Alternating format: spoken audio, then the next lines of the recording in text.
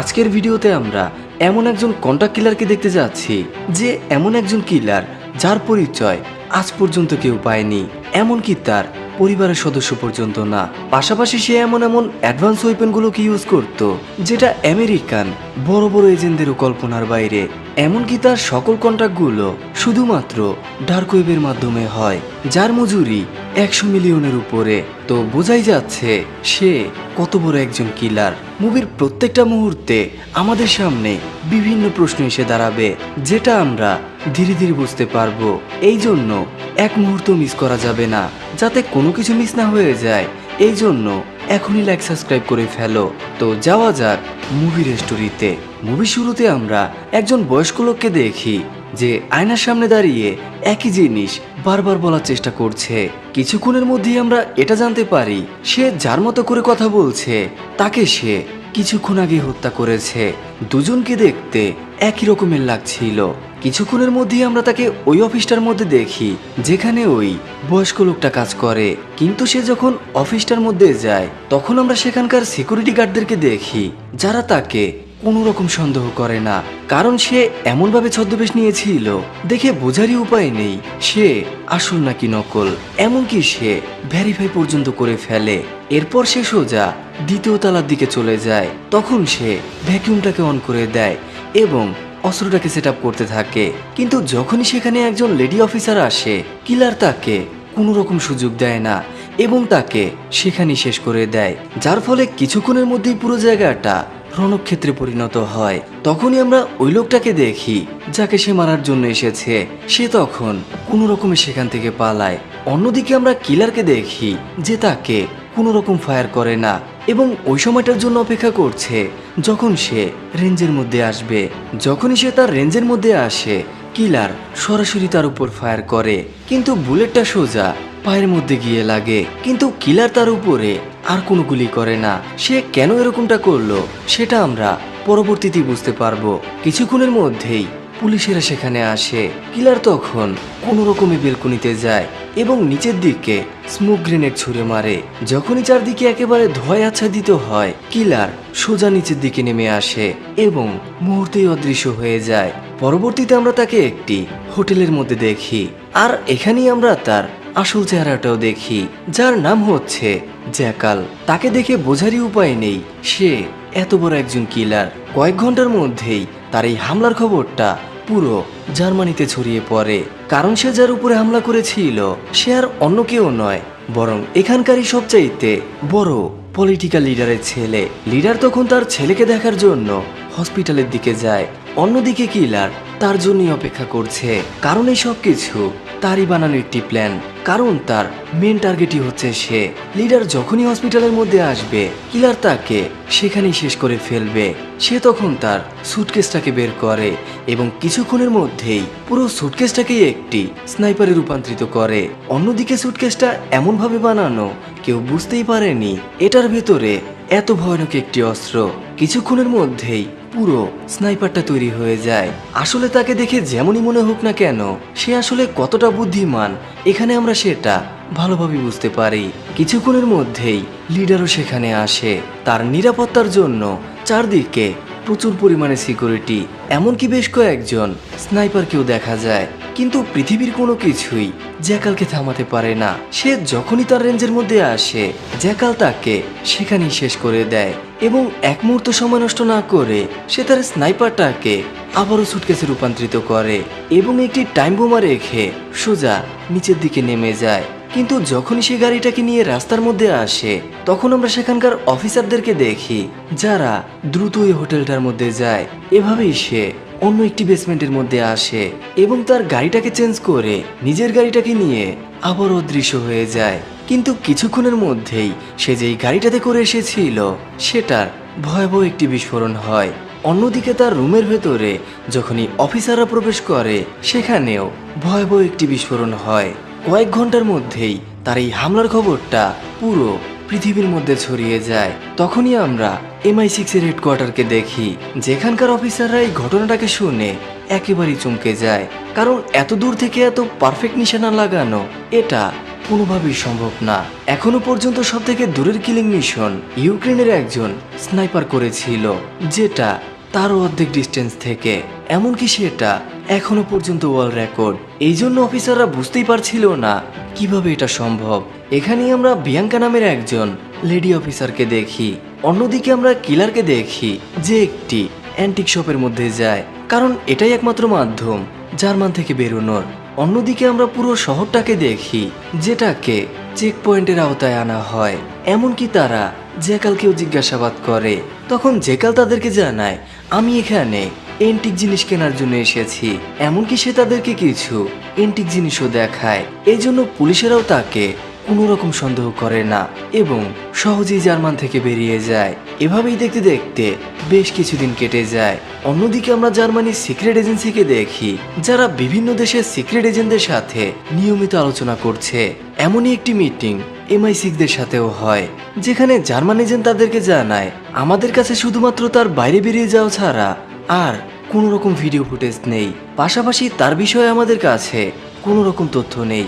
এমনকি সে যেই অস্ত্রটা ব্যবহার করেছে সেটারও কোনো হদিস নেই। তখন বিয়াঙ্কা তাদেরকে জানায়, আমার কাছে মনে হয় এই ছোট্ট একটি সুটকেসের মধ্যে পুরো একটি স্নাইপার রাখা কোনোভাবেই সম্ভব না, তা সেটা যতই ছোট হোক না কেন।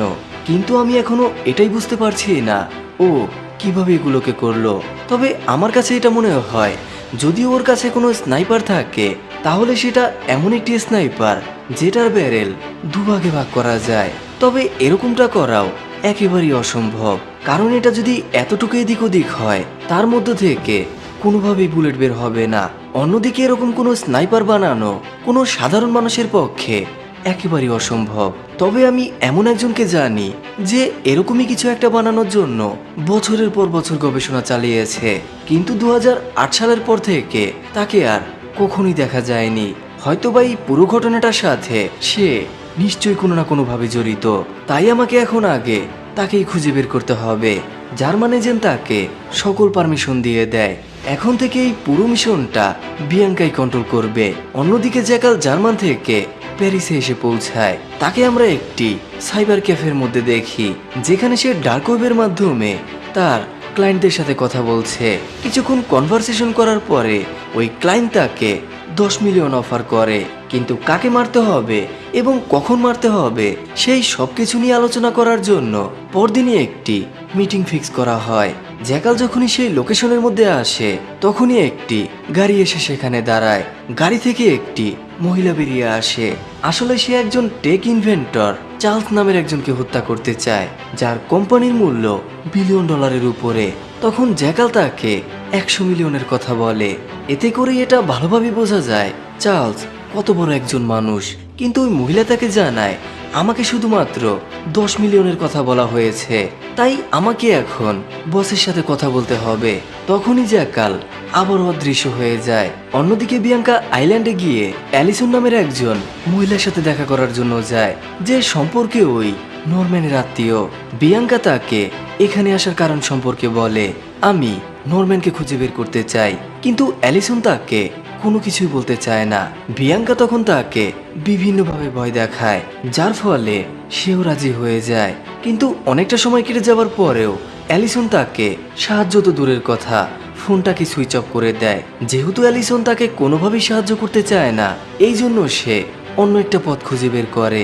বিয়াঙ্কা তখন তার মেয়েকে নিশানা বানায়, যে লন্ডনের একটি ইউনিভার্সিটিতে পড়ে এবং ওই কোম্পানিটার বিরুদ্ধে প্রোটেস্ট করছিল, যাকে ওই মহিলা খুন করাতে চায়। বিয়াঙ্কার কথা মতো এমাকে অ্যারেস্ট করা হয়, যেখানে তার অপরাধ দেওয়া হয় পুলিশের গায়ে হাত। কিন্তু এত কিছু করার পরেও এমা একদমই বিচলিত হয় না। সে বারবার তার উকিলের সাথে কথা বলতে চায়, কিন্তু বিয়াঙ্কা তাকে জানায়, তুমি এখন কারোর সাথেই কথা বলতে পারবে না, শুধুমাত্র তোমার মায়ের সাথে কথা বলতে পারবে। এমা এরপরও রাজি হয় না, এই জন্য তাকে সেলের মধ্যে আটকানো হয়। অন্যদিকে আমরা জ্যাকালকে স্পেনের তার নিজের বাড়িতে দেখি, যেখানে সে তার স্ত্রী এবং মেয়ের সাথে বসবাস করে। অন্যদিকে এমা যখন ওই জেলের মধ্যে ছিল, ধীরে ধীরে সে একেবারেই অসুস্থ হয়ে যায়। এক সময় সে সেন্সলেস হয়ে পড়ে।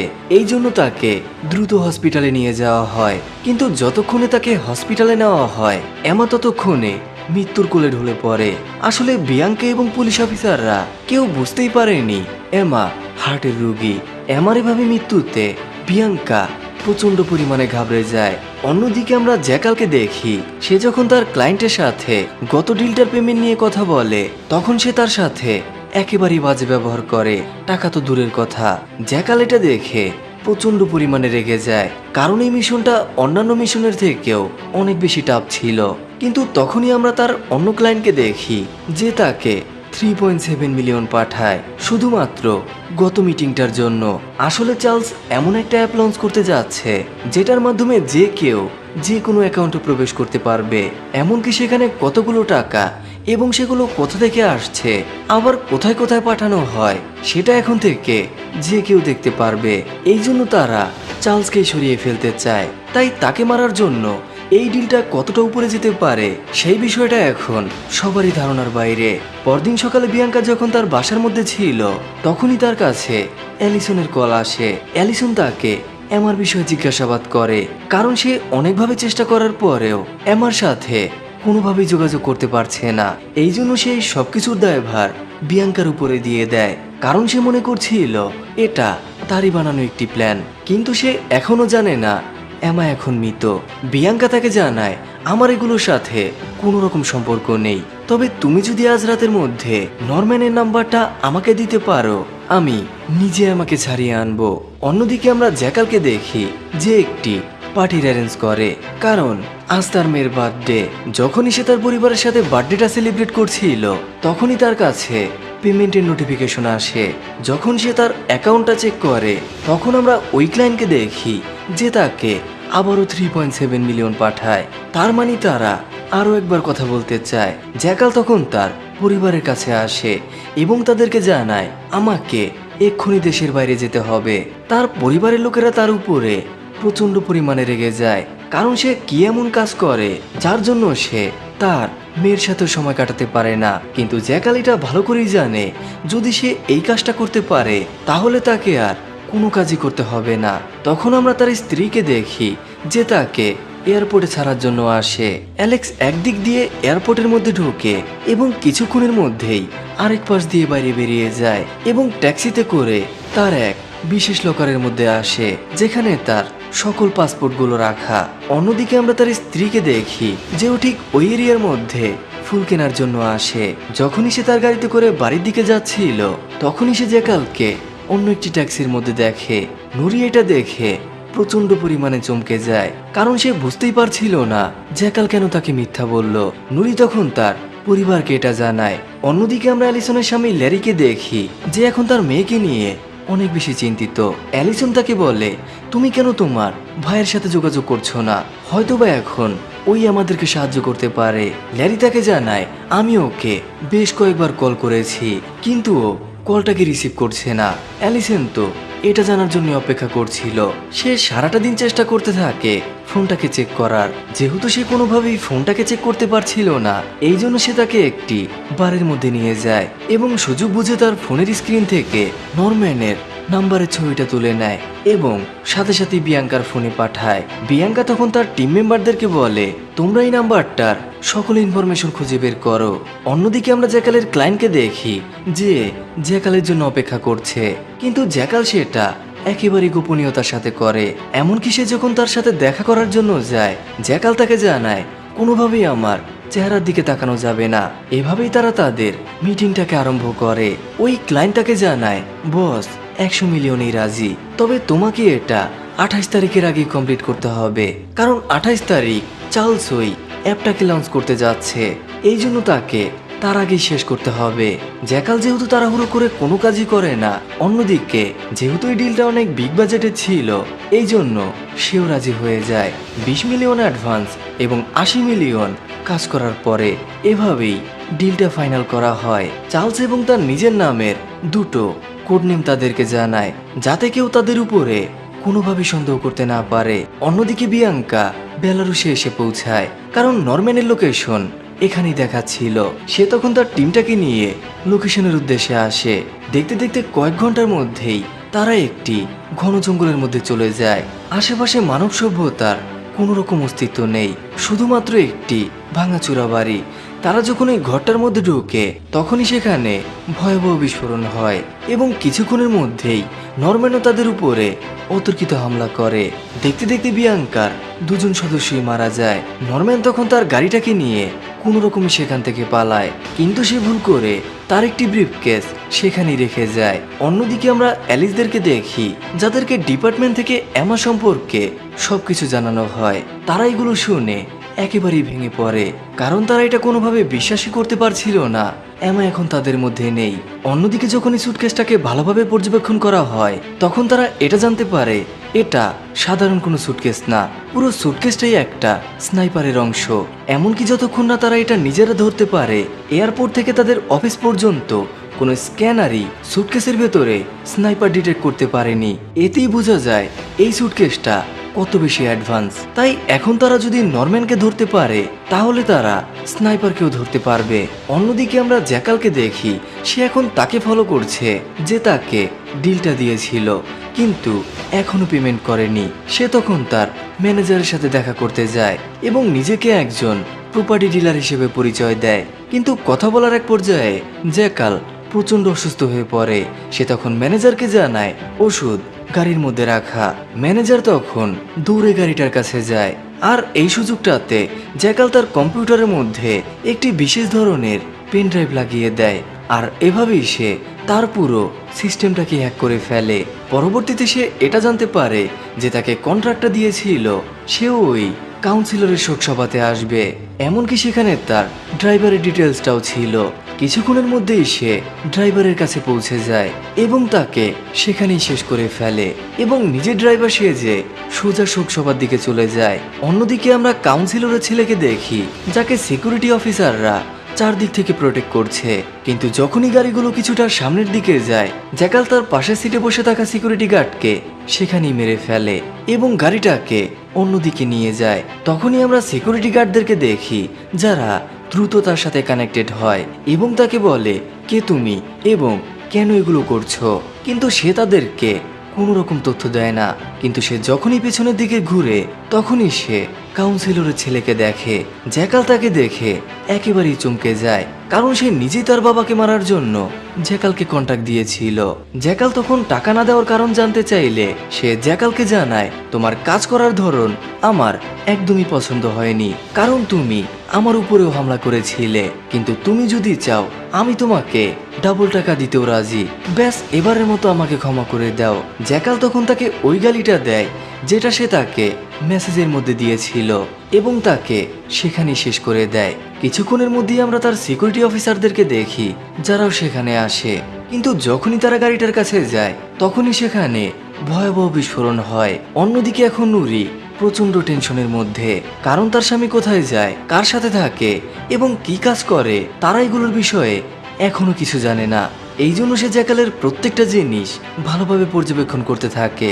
এভাবে সে এক সময় তার রুমের ভেতরে একটি সিক্রেট লকার খুঁজে পায়, যেটা একটি পাসকোডের মাধ্যমে খুলবে। অন্যদিকে আমরা অ্যালিস এবং তার স্বামী ল্যারিকে দেখি, তারা যখন লন্ডনে আসে ল্যারি তখন প্রচন্ড অসুস্থ হয়ে যায়। এই জন্য অ্যালিস একাই পুলিশ হেডকোয়ার্টারে আসে।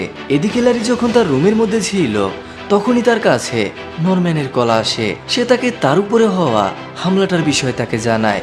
ল্যারি এটা শুনে একেবারেই ঘাবড়ে যায়, কারণ সে বুঝতেই পারছিল না তারা কিভাবে তার লোকেশন জানলো। অন্যদিকে গত দুদিন ধরেই অ্যালিস বারবার নরম্যানকে কল করতে বলেছে। তার এভাবে কল করতে বলা এবং পরপরই নরম্যানের উপরে হামলা, দুটোর মধ্যে নিশ্চয়ই কোনো কানেকশন। অন্যদিকে আমরা বিয়াঙ্কাকে দেখি যে অ্যালিসের সাথে দেখা করার জন্য যায় এবং তাকে জানায় তোমার মেয়ের মৃত্যুর পেছনে আমার কোনো রকম হাত নেই, তবে তুমি যদি আমাদেরকে এখন নরম্যানকে ধরতে সাহায্য না করো তাহলে তোমাকে একজন অপরাধীকে সাহায্য করার জন্য 10 বছরের সাজাও হতে পারে। পরবর্তীতে অ্যালিস যখন তার বাসায় ফিরে যায় তখনই আমরা ল্যারিকে দেখি যে অ্যালিসের ফোনটাকে ভালোভাবে চেক করতে থাকে, আর এভাবেই সে এটা জানতে পারে অ্যালিসই এই সব কিছুর পেছনে দায়ী।